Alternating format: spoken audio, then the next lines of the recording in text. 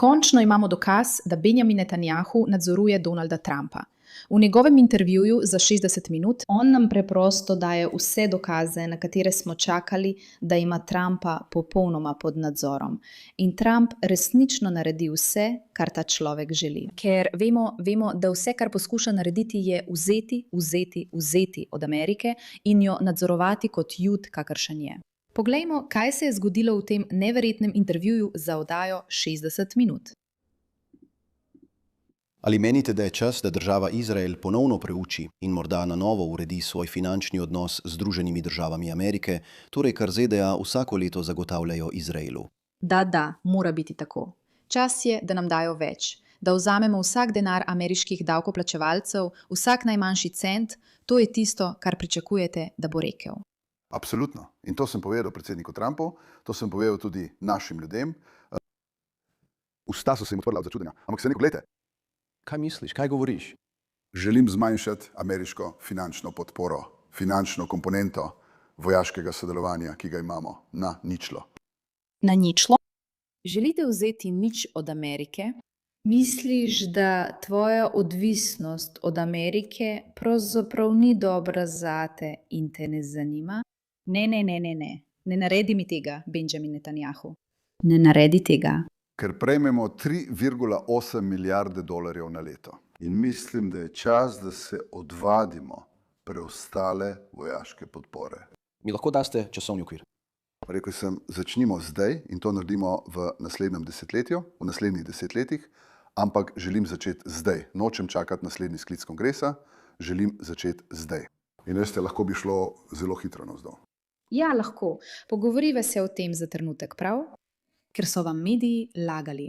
Mimogrede, dobrodošli v oddaji Pushback, sem Mera K, vaša gostiteljica. Ne pozabite pritisniti na gumb za naročnino in promovirati ta video, da lahko razširimo sporočilo. Ampak mediji lažejo in prikazujejo sliko, kot da je Izrael samo krvosesen, pohlepen po denarju in poskuša krasti od Američanov kot neka skupina ali država Izrael.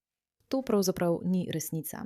Odvisnost od Amerike ni bila na noben način pozitivna za Izrael. In ko Izrael raste in krepi svoje gospodarstvo ter vojaške sposobnosti in ko se vedno več Američanov obrača proti Izraelu, kar je zanje res neumno, Izrael ugotavlja, da si dejansko želi neodvisnosti in da je sposoben biti neodvisen. Ali veš, kdo ni tako zainteresiran, da bi bil Izrael neodvisen? Presenečena boš, ker ti tega mediji nikoli ne bodo povedali, ampak to so Američani. Ker Amerika pridobi toliko zaradi izraelske odvisnosti. Nadzira, kaj lahko Izrael vojaško stori. Prejema ogromno obveščevalnih podatkov in raziskav, do katerih drugače ne bi imela dostopa. In kar je najpomembneje, tudi ekonomsko pridobi s tem dogovorom, saj Izrael ne kupuje svoje vojaške opreme ali večine svoje vojaške opreme drugje. Denar, ki je usmerjen v Izrael, se nato vrne nazaj ameriškim davkoplačevalcem, v ameriška delovna mesta, v ameriško gospodarstvo. Ampak večina ljudi tega ne ve, ker zakaj bi se osredotočili na dejstva in informacije, če pa lahko hitro domnevate, da ja, Izrael je grozen za Ameriko. Zdaj intervju preide še na nekatere druge zanimive dele in teme, o katerih bi morali govoriti. Torej, naredimo prav to.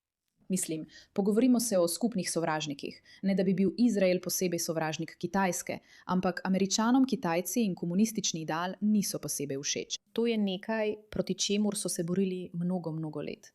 In izkazalo se je, da je Iran postal nekakšno bojišče za to. Seveda se večini Američanov, ki niso izobraženi v tej temi, celotna zadeva z Iranom zdi kot izraelska vojna, v katero je bila Amerika potegnjena. Nažalost, to ni povsem tako in geopolitika je morda nekoliko bolj zapletena, kot jo lahko razumejo nekateri bolj subtilni umi. Kot je nafta, ogromen vpliv nafte, kadar je Iran nestabilen. In dejstvo, da je središče terorizma po vsem svetu, ki napada ne le zalivske države, ampak ameriške baze povsod in Evropo. To je nevarnost. In Izrael je ena redkih držav, ki je pripravljena tvegati in nekaj storiti glede tega, ter podpreti Ameriko v njeni vojni. Toda ni možnosti, da bi bila Izrael in Amerika preprosto običajni zaveznici. Izrael mora biti problem. Poglejmo to za trenutek. Rad bi vas vprašal, kaj veste o tem, da Kitajska zagotavlja pomembno materialno vojaško podporo ostankom iranskega režima? Res? Kitajska je zagotovila določeno mero podpore pri določenih komponentah, za izdelavo raket. Ampak več od tega ne morem povedati. Ali vas to moti? No, ni mi bilo všeč. Ker to očitno počne prav zdaj. Lahko bi bilo. Lahko bi bilo. Nočem govoriti v imenu Kitajske. Tudi sam nočem govoriti. Ampak to spremljaš od blizu. Ja, no, se veš. Ampak znam tudi mučati, kadar je to potrebno. Obožujem to, on je super. Zakaj? Ker ima Izrael dobre odnose s Kitajsko. Ampak zdaj se morate spraševati, poleg tega, da je to mojstrovina diplomacije in da je to zelo dobro obvladal, da ni ustvaril nobenega velikega razkola med Izraelom in Kitajsko. Zakaj Kitajska, ki je do neke mere sovražnica Amerike, financira Islamsko republiko? Izrael in Kitajska sta v redu, dobro se razumemo, imamo dober odnos, malo nenavadno, ampak se dobro razumemo. Zakaj bi torej financirali Islamsko republiko? Razlog je zelo preprost, draga. Razlog je, da tudi Kitajska želi zrušiti Ameriko. Zanimivo je opaziti, zanimivo je razmišljati. Spet je morda vse skupaj malo bolj zapleteno in niansirano, kot bi vam ljudje radi predstavili. Poglej, ali se bo ta vojna končala, ne vem. Rada bi, da se konča, ampak žal, dokler Islamska republika ne pade, se to ne bo zgodilo. Lahko si jezna zaradi tega, kolikor želiš, ampak tudi jaz sem jezna zaradi terorizma. Vsi bi morali biti jezni zaradi terorizma. In prav tako bi morala imeti sposobnost prepoznati, kaj terorizem v resnici je, namesto da nas manipulirajo neumni mediji, ki vam poskušajo povedati, da je ta človek večji problem kot Islamska republika. Je vojna z Iranom končana? In če ni, kdo bo odločil, kdaj bo? Mislim, da je dosegla veliko, vendar še ni končana. Ker je v Iranu še vedno jedrski material, obogateni uran, ki ga je treba odstraniti iz Irana.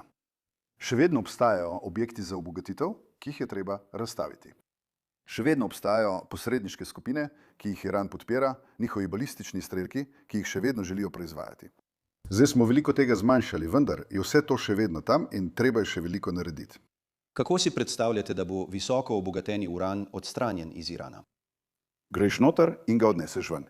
S čim? Posebnimi enotami iz Izraela, posebnimi enotami iz Združenih držav?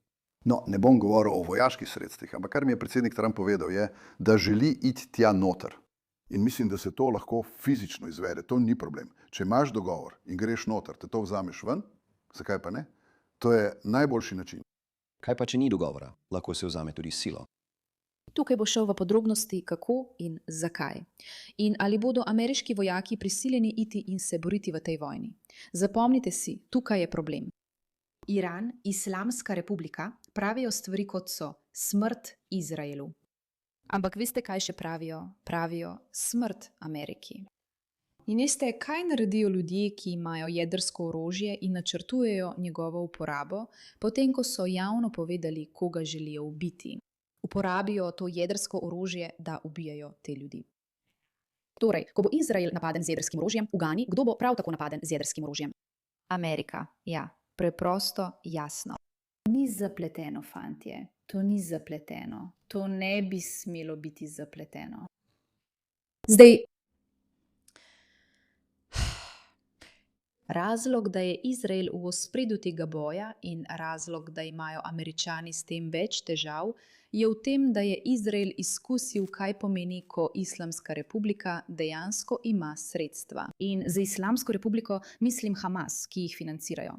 To je spremenilo vsakega Izraelca in preprosto spremenilo razumevanje, zakaj je ta konflikt pomemben. Veste, gospod predsednik vlade, obstaja vtis o vas, da ljudje pri vas zaznavajo neko željo po konfliktu. To je smešno, ker sem bil leta pred 7. oktobrom tako ocenjen. Veljal sem za morda najbolj zadržanega predsednika vlade v zgodovini Izraela. Veljal sem za politično trdega, a vojaško zelo zadržanega. Očitno se je to spremenilo 7. oktobra, ker so nas nameravali izbrisati. Nisem mislil, da je to zgolj napad Hamasa. Videl sem, kar je bilo napad iranske osi, ki nas je poskušala izbrisati s smrtno zanko. In drugi dan vojne sem rekel, spremenili bomo Bližnji vzhod. Spremenili bomo to stanje, kjer se združujejo proti nam in mislijo, da bodo izbrisali edino judovsko državo, izbrisali 3500 let judovske zgodovine. To se ne bo zgodilo. Ne, dokler sem jaz tukaj. In rekel sem izraelskim državljanom, ne, dokler ste vi tukaj. Tako je, prijatelji moji, preprosto, enostavno.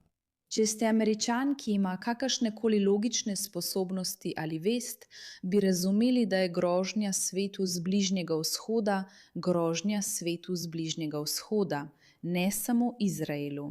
Izrael je to žal prvi razumel. Hvala Bogu, da so v ameriški vladi ljudje, ki prav tako razumejo in dojemajo, da je to resničen problem, da je treba Bližnji vzhod spremeniti. Islamska republika izvaja usmrtitve ljudi. Lahko preusmerjajo nafto, uničujejo gospodarstvo, ustavljajo trgovino in vse to naj bi se kar nadaljevalo in normaliziralo, medtem ko razvijajo jedrske zmogljivosti za ustvarjanje še večjega kaosa v svetu. Ne bodite neumni, prav, samo nehajte biti neumni. Ni vam treba posebej marati Netanjahuja, ni vam treba. Iskreno, nikogar ne zanima, ali ga imate radi ali ne. Ampak vsaj ne dokazujte, da ste bedak. Hvala za vašo pozornost glede te zadeve.